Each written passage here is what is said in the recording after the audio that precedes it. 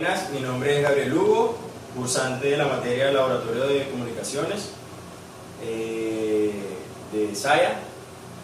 Voy a hablarles sobre la práctica número 6, que se trata de los superheterodinomios. Primero voy a comenzar hablándoles sobre qué es, un concepto de lo que significa el superheterodominio. El superheterodominio no es más que la base de todos los equipos de comunicaciones modernos, bien sea analógico o digital. La palabra heterodinar, que es el verbo, significa que nosotros mezclamos dos frecuencias en una etapa lineal. Esta etapa vendría siendo el mezclador, a fin de obtener la suma o diferencia de las dos frecuencias de entrada. Tienen forma estos superheterodimios de las radios de AM, las radios FM y los televisores de todo tipo. También los receptores de comunicaciones, entre otros. El receptor superheterodimio AM, en este receptor la idea básica es desplazar la estación deseada a la frecuencia más baja. Este desplazamiento a otra frecuencia más baja se realiza con un mezclador, desplazando el espectro que interesa a esta nueva frecuencia. Esta nueva frecuencia se llama frecuencia intermedia. Esta frecuencia se pasa por un amplificador fijo sintonizado a esta frecuencia, de forma que solo deje pasar la estación que nosotros queremos escuchar o la estación deseada. El ancho de banda de este amplificador, llamado frecuencia intermedia, es de 18 kHz, que es suficiente para permitir el paso de la señal AM producida por los transmisores comunes de AM. Una vez que nosotros tenemos la estación deseada a la frecuencia intermedia, se realiza la demodulación de la señal, que en este caso es una señal AM de radiodifusión. En este caso será un detector envolvente. Si nosotros deseamos recibir otra estación, es suficiente con que se ponga el oscilador local a la frecuencia apropiada, que desplace el espectro deseado de la frecuencia intermedia. De esta forma, la frecuencia del oscilador local debe ser variable para permitir sintonizar diferentes estaciones. Pero en general es mucho más fácil construir un oscilador variable que un amplificador variable.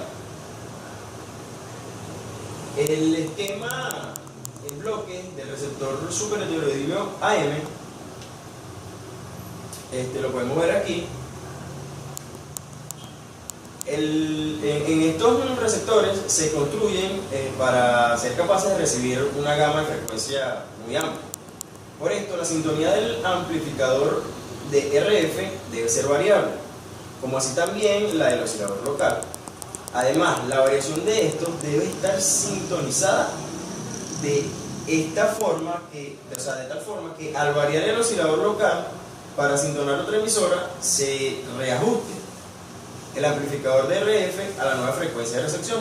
Esto permite obtener la mejor sensibilidad del receptor.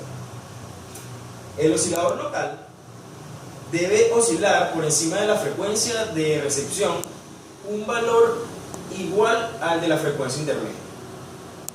Para el caso de los receptores AM destinados a operar en la banda de radiodifusión, el rango de frecuencia de recepción varía entre 540 y 1600 kHz, y el valor de la frecuencia intermedia es de 455 kHz.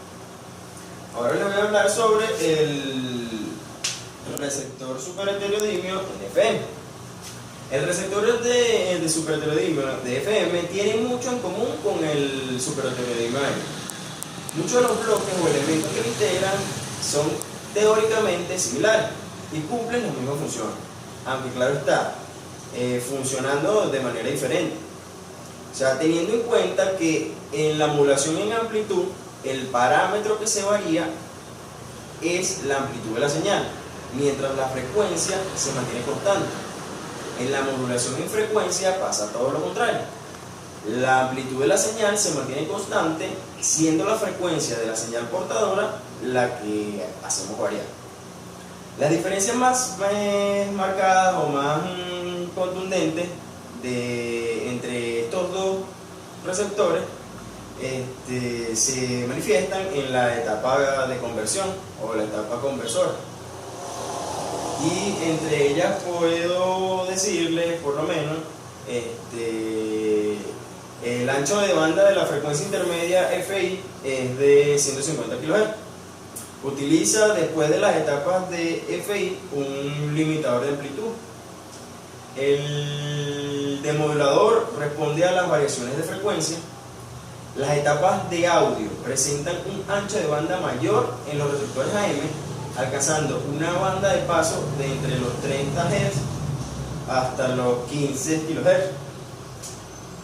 También les puedo decir que el receptor de FM, para compensar sus características de banda ancha, necesita más etapas de amplificación en su sección de frecuencia intermedia, ya que el producto de ganancia ancho de banda es menor. También en los superheterodigmos FM es utilizado frecuentemente en la radiodifusión de alta calidad, muy superior a las que se pueden realizar con un equipo de AM, aunque también se aplica para la TV y otras especificaciones relacionadas con las comunicaciones civiles y militares. Este es el esquema o diagrama de bloque del receptor superheterodigmo FM. Como podemos ver, la arquitectura de este sistema es muy similar a la del receptor AM, e incluso muchos de los módulos del receptor FM funcionan de forma similar al AM, pues ambos son receptores superheterodigmos. ¿Qué quiero decir con esto?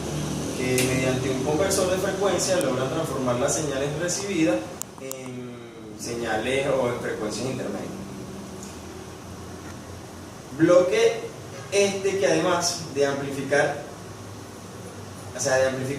este bloque además de amplificarla, elimina las perturbaciones e interferencias como las producidas por el canal adyacente.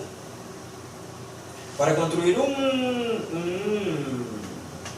receptor superheterodigmo FM se necesitan varios requisitos. El primero de ellos es la anchura de banda de la frecuencia intermedia. El segundo requisito es contar con un dispositivo que transforme las variaciones de frecuencia en variaciones de amplitud.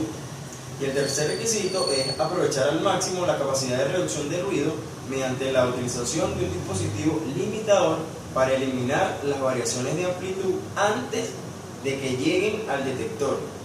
Esto hace que la recepción en FM esté libre de interferencias y de ruidos de amplitud.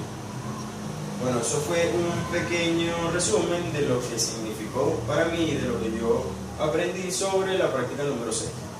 Gracias.